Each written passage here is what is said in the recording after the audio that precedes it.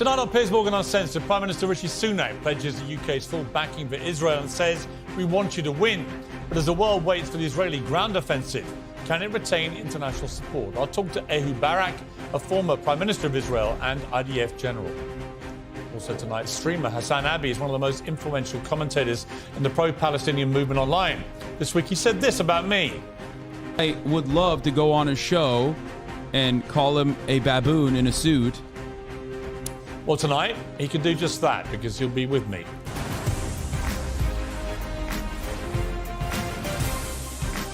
From the News Building in London, this is Piers Morgan Uncensored.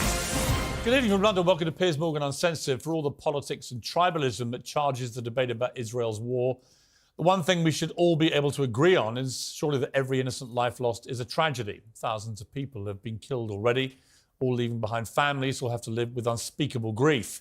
The difference between the Hamas attacks and the Israeli retribution is intent. Israel may be cavalier about civilian deaths and, to use that awful phrase, collateral damage. But killing civilians is not their aim. The Hamas terrorists, on the other hand, wanted to kill as many innocent people as they could. When it comes to blame and condemnation, that's an important distinction. When it comes to grief and sympathy, there's no difference. And many of our celebrities seem to have forgotten that. To be clear, actors, musicians and artists are under no obligation whatsoever to air their views on geopolitics. They're perfectly entitled to. It's a free country. But I think we probably all rather hear less of them than more about this stuff. But when they do speak out, they should try not to let the gleaming intensity of their virtue signal blind them to some basic decency. More than 2,000 British actors, including stars like Tilda Swinton, Steve Coogan and Hasan Piker, have signed an open letter which condemns the war in Gaza. We're witnessing a crime and a catastrophe, they wrote. Israel has reduced much of Gaza to rubble. Our governments are not only tolerating war crimes, but aiding and abetting them. We demand that our governments end their military and political support for Israel's actions. And on it goes. Not one single word in this letter mentions the Hamas terror attacks. Not one single word mentions the 1,400 people in Israel who were butchered, nor the 200 men, women and children snatched as hostages. Don't they care about them? Did they not know that happened? Or do they think perhaps that Jewish lives matter less than Palestinian lives? I don't know the answer. Only they know that. Like so many people in this crisis, they've let their political views get in the way of basic perspective and human decency. Well, now the battle of the hearts and minds, traditionally played out through diplomacy and propaganda, is being played out online. My next guest has almost 500 million views for his provocative commentary online, making him hugely influential. Hasan Piker streams live under the name HasanAbi. His analysis of the Israel-Hamas war has taken a highly critical stance towards Israel and Western media, and he's been calling me out for my coverage. Because he only cares about Israeli citizens. He does not care about Palestinians as human beings. That's why it's apples to oranges. It's like one side is a human, the other side is a barbaric monster child. I never said that, obviously. He says that he'd like nothing more than to come on to Uncensored and call me a baboon in a suit to my face. Well, here I am, a baboon, and he can join me now. I'm joined by Hasan. Hasan, thank you very much indeed for coming on. Thank you for having me, Piers. It's very early here in Los Angeles, California, but I'm going to try to do my very best to not do my British accent while I'm here. Well, I appreciate that. And listen, I appreciate you coming on. Explain to me why you consider me a stenographer for the Israeli government, given that in the last week, I think more than any other host in the world, I have given lengthy platforms to pro-Palestinian voices to articulate that side of the argument. No, I do have to commend you. You certainly have had more pro-Palestinian voices than the rest of the British media and certainly the rest of Western media in general. Now, as far as saying that you're a stenographer, I said that journalists are not supposed to be stenographers, and yet when it comes down to it, in most circumstances, in whatever conflict we may be in, there are stenographers for whichever party is aligning with the American State Department and the interests of the West in general. And Israel happens to be the one in this ongoing conflict. But it's interesting that you call me a propagandist, because I want to play you. This was your reaction to when the hospital got I'm bombed. a propagandist. Well, no, For the record. I'm not calling I'm you a that. propagandist. I'm just saying I'm going to play you. I'm saying I am. Okay, well then I want to. I'm saying I am. I just before want to you even play it. Okay, I'm going to play the clip. This is your reaction to the bombing of the hospital the other night. While I was in the process of getting ready for the stream, Israel enacted one of the singular worst strikes they have done thus far, and an Israeli airstrike hit the Al Ahli hospital in Gaza City, where thousands of civilians were seeking medical treatment and shelter from the relentless bombing campaign. Now, interestingly, when you were saying that, I was coming on air too, and I took a position based probably on 30 years of being a journalist, including running major newspapers, working at CNN and others, of waiting, of just saying, I think we should just wait and see what has actually happened here, get clarification, see who's actually to blame before we start passing judgment. You raced in to assume, as many people did, by the way, including the New York Times, BBC, mainstream media, and of course, most of the Arab world then followed, that this was clearly, indisputably, an Israeli airstrike on this hospital. And yet all the evidence now suggests very strongly that it wasn't, that in fact this was a rocket that misfired coming from a terrorist group inside Gaza. So my question for you is this. Why would you Why would you be so certain in what you said before you knew? Okay. So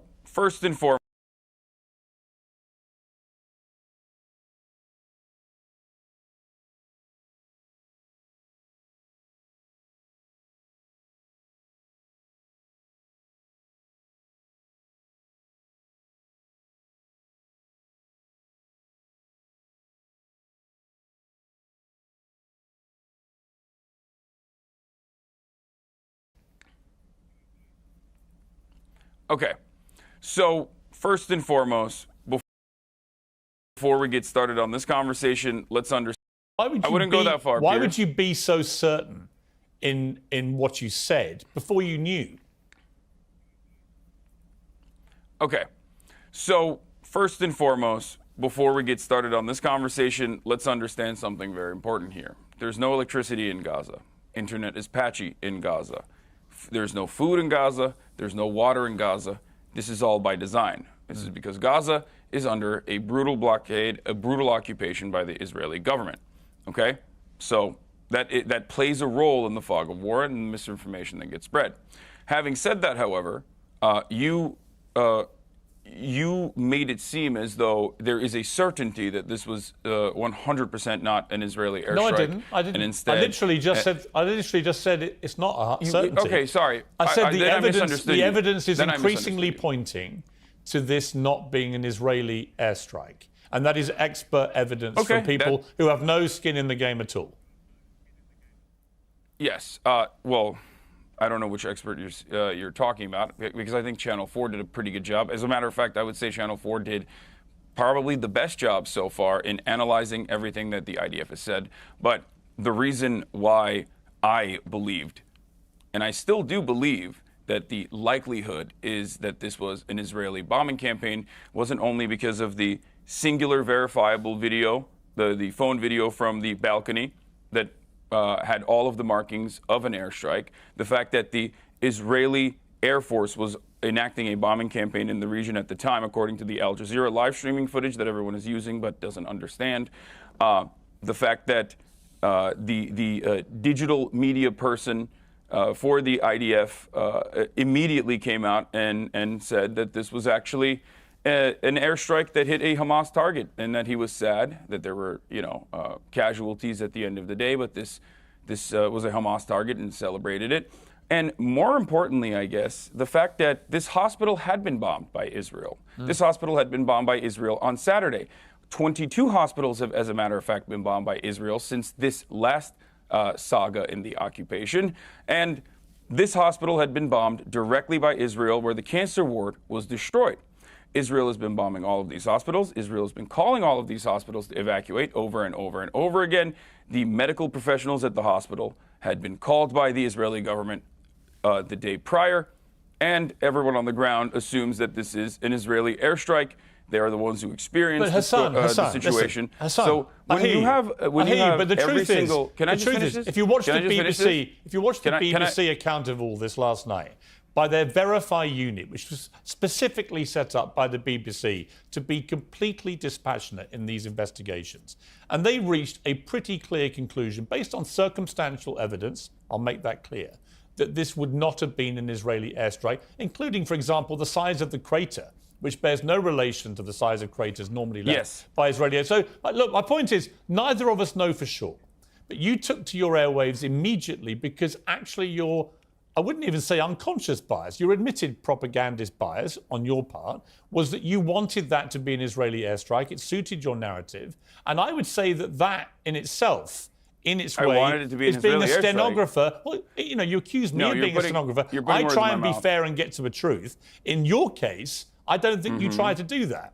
I think you appeal to your audience, appeal to your base, and you don't really care whether the facts are there or not. This is entirely unfair because you just said circumstantial evidence favors that this was not an Israeli airstrike. Yeah.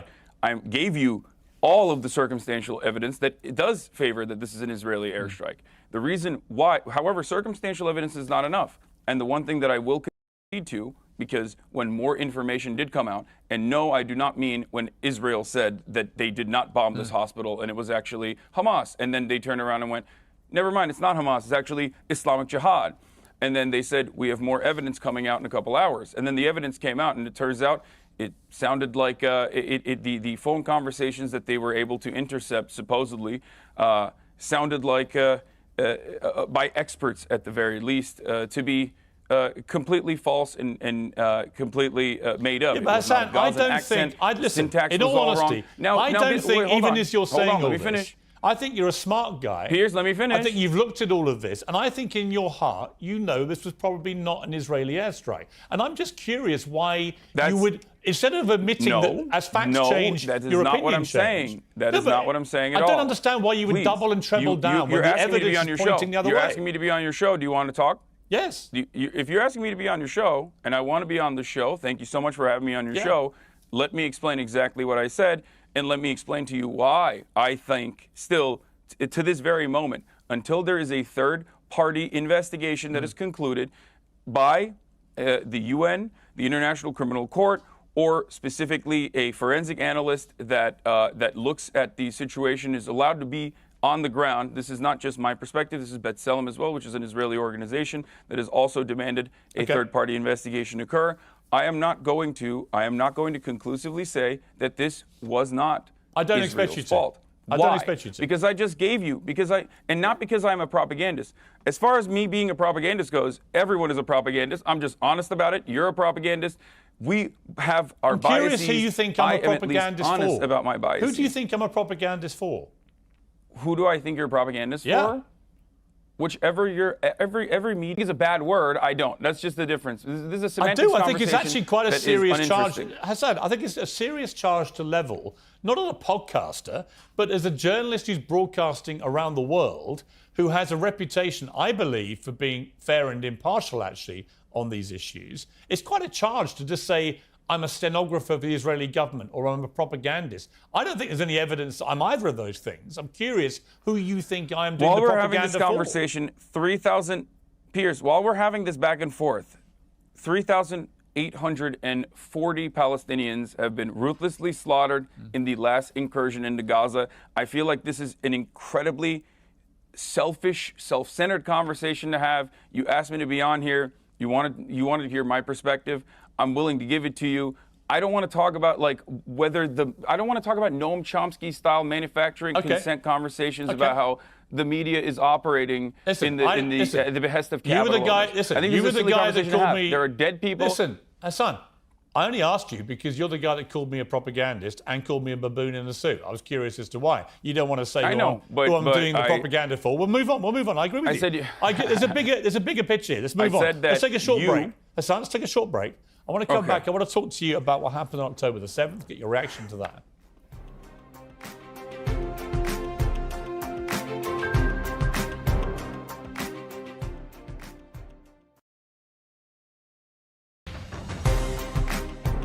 Welcome back. Hasan Piker is still with me. Hasan, I want to just play you a clip of something that you said about the October 7th terror attacks, and in particular, the attack at the music festival, which killed 260 people. Look at this guy. You know what shouldn't happen? Killing 260 people at a music festival.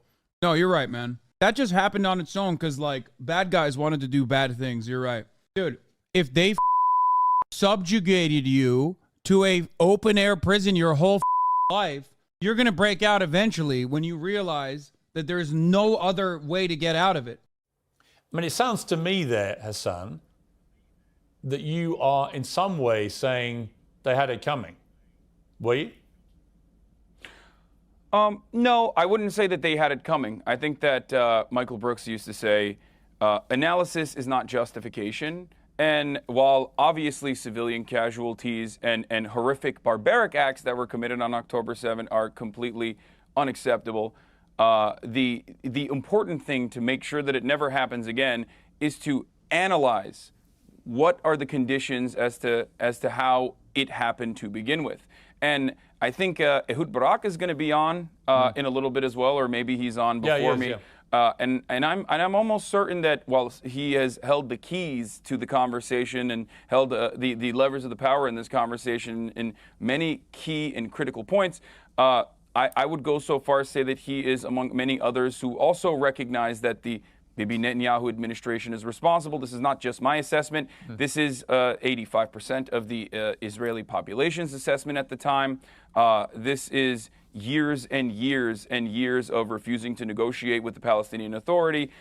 Don't take my word for it. Take Bibi Netanyahu's personal word for it. In 2019, in a closed-door conversation with Likud members, he said that if you want to thwart any kind of Palestinian nation state, you must do everything you can to only negotiate with Hamas. We control how high the fire goes. He has given cash to Hamas by way of Qatar. There is no bigger fan of Hamas than Bibi Netanyahu, which I hope one day you can maybe interview, and then you'll ask him to. No, I actually did interview him a few months ago, and I did actually spell out to him that there have been a lot more Palestinian deaths this year so far, up to the point of the interview, than Israelis, and what he intended to do about it. He said then he didn't believe in collective responsibility, which is now this hot phrase in this whole crisis about whether you would hold all people in Gaza responsible for Hamas. Interesting to see if when they... Can I ask you a well, question? let me just finish my point. If they do then launch a ground invasion, it'd be interesting to see if they keep to that word. You know, I'm not a defender of what Bibi Netanyahu has been doing in Israel. In the last year, his attack on the credibility and integrity of the Supreme Court, I think, has been a disgrace. And I think it has fractured society in Israel. I also think that it's caused so much social unrest and had such big protests that you could argue it's taken the eye off the ball of the people who should have been defending the border because they've been trying to sort out what's been going on domestically, internally inside Israel. So I think it's a catastrophic failure of intelligence, of security, of defense, all of those things. I'll be amazed, frankly, if Netanyahu survives this. So I'm certainly not here to defend him, even if you do view me as a stenographer for his government. My question for you, I think, is this, is that I've had a lot of problems trying to get people on the pro-Palestinian side to separate two things. That you can say, as I believe and you believe, that the Palestinians have been maltreated for decades. That the situation where they are effectively, I mean, I don't even call it an occupation because Israelis aren't in Gaza. They pulled out in 2005, but they still control the ability of Gaza. This is why I call you a propagandist. I'm just saying the phraseology is confusing to me because the reality is Israel exercises control over people in Gaza. It allows them in and out. It allows them to turn on the tap of water and so on and so on. I get all that. They don't actually live there because they can't live side by side with each other. That's why it's called an open-air prison. Right. I don't disagree with... That's why they call it the world's largest open-air prison. Yeah, but Hasan, I don't disagree with you. And I have pointed this out for a long time as a journalist. So we don't disagree about the appalling plight of Palestinian people. But the issue comes that if you can't separate that ongoing dispute between Israel and Palestine from the absolutely appalling barbarism of October the 7th, which was on a whole different scale to anything we've seen, where 1,400 people, Holocaust survivors, babies in their cribs, young women taken, tortured, abused, shot, beheaded, it was reported, and so on.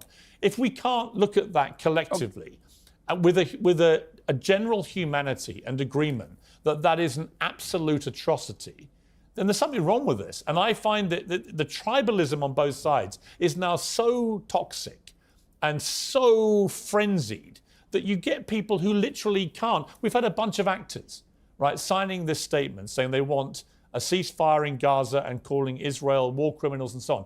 But they don't say a word about the Hamas attacks that precipitated this.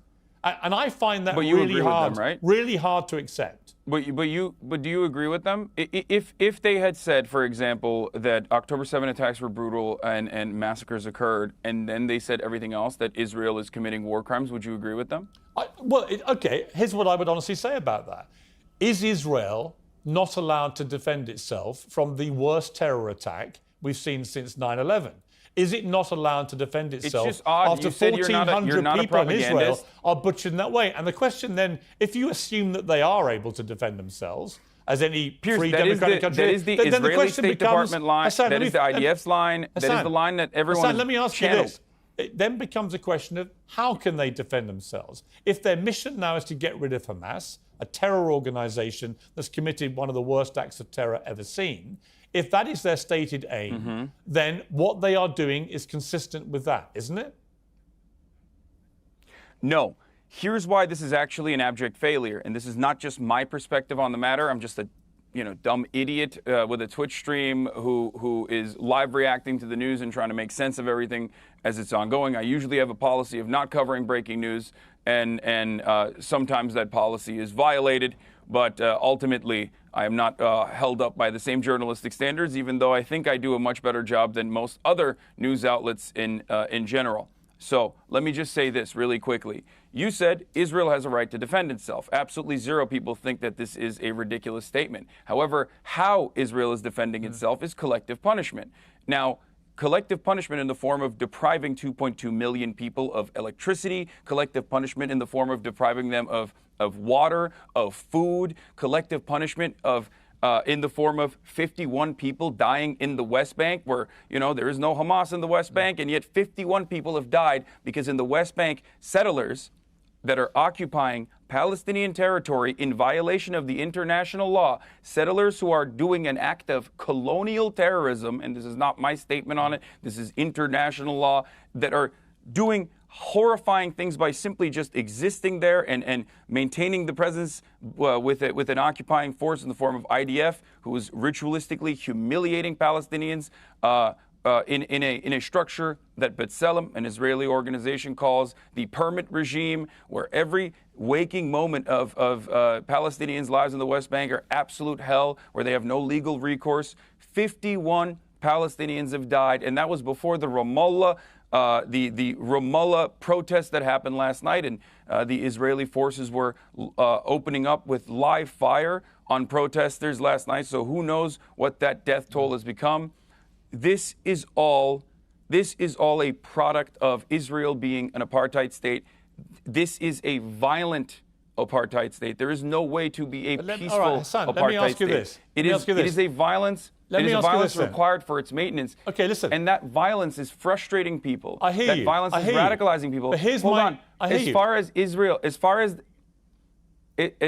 what Benjamin Netanyahu has done, as far as the war government, what they have done, Piers, going into Gaza and bombing Gaza and killing 3,480 Palestinians so far in Gaza, 1,000 plus children out of all of those casualties, 22 hospitals being bombed, a bakery, the only remaining intact bakery being bombed yesterday.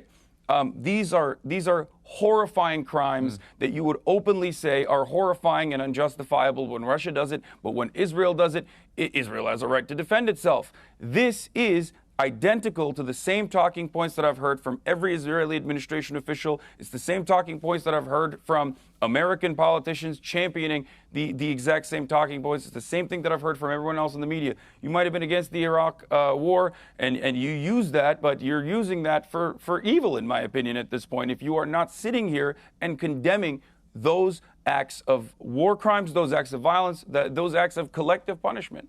Well, I would say to that I think the death of any child in this conflict is horrific, absolutely horrific. But the question comes down to me that after an act of terror, as we saw on October the 7th, Israel should be able to defend itself and should be able to go after the people that perpetrated that, who live amongst civilians in Gaza deliberately. And the question for me becomes down to what is proportionate. I don't know the answer, Hasan. I'll be honest with you. I don't know what that answer is. I do know the answer to that. Last night I had Dr. Ofer Kassif, an Israeli Knesset member who was expelled, suspended for 45 days for saying what I believe is the truth. Championing the exact same position of the Haaretz's editorial board. There are a lot of thoughtful people, a lot of formative Holocaust scholars, a lot of historians that all agree on the same point. The reason why violence that even penetrates through the Israeli security blanket that people thought existed, that penetrated through that Iron Dome, the Iron Wall, if you want to call it that, is because of years and years of oppression and years of violence, which is a necessity to maintain an apartheid state. And this has to stop. There's only two ways out of this. Either you engage in full-blown ethnic cleansing, and if you listen to the likes of Smotrich, or if you listen to the likes of Itamar Ben-Gvir and these very unfavorable, unpopular, far-right figures, if you listen to Netanyahu and his Likud government, they say that they are interested in going in that direction, the ethnic cleansing direction, the ethnic displacement direction, or the only way out of this for a real solution is to move towards peace, to genuinely end the blockade, to end the apartheid, to end the occupation, and create a pathway towards citizenship for all people with a right to return, for all 14 million Palestinians, 5 million of which live under Israeli occupation. It's brutal. And then the rest living in diaspora. These are not unreasonable requests. These are requests that understand the dignity and the humanity of one side and does not simply treat them as their colonial subjects. Hasan, and it's the only way to create permanent security and prosperity in the region. If it was as simple as that, I'm sure that would have happened already. I would say this. I agree with a lot of what you've just said. Not all of it, a lot of it. I don't think you can ever achieve peace now with Hamas controlling Gaza. I don't think you can achieve peace with Netanyahu in charge of Israel, actually, after this. I don't think his own people will want him to be in charge of Israel down below when they examine exactly how this happened. But we will see. But Hasan, I've got to leave it there. Look, it's good to talk to you. You know, you're an important, influential voice to a lot of people. And I think we have a lot of common ground, and there are some things that we disagree about. But I suspect it's not as much as you think. You know, I do think that the core problem here has got to get resolved in a way that's been completely ignored for decades. And until it gets resolved, until the plight of the Palestinian people is resolved, until all these young people in Palestine feel there's some sense of hope and they can get out of what effectively is, as you say, a prison camp, then nothing is going to change. I don't think it justifies in any... Let me just say, I've got to finish it, but I don't think it justifies in any way what happened on October the 7th. But I do agree with you that until that core problem gets resolved, there will never be peace. Hasan, I appreciate you joining me. Thank you very much.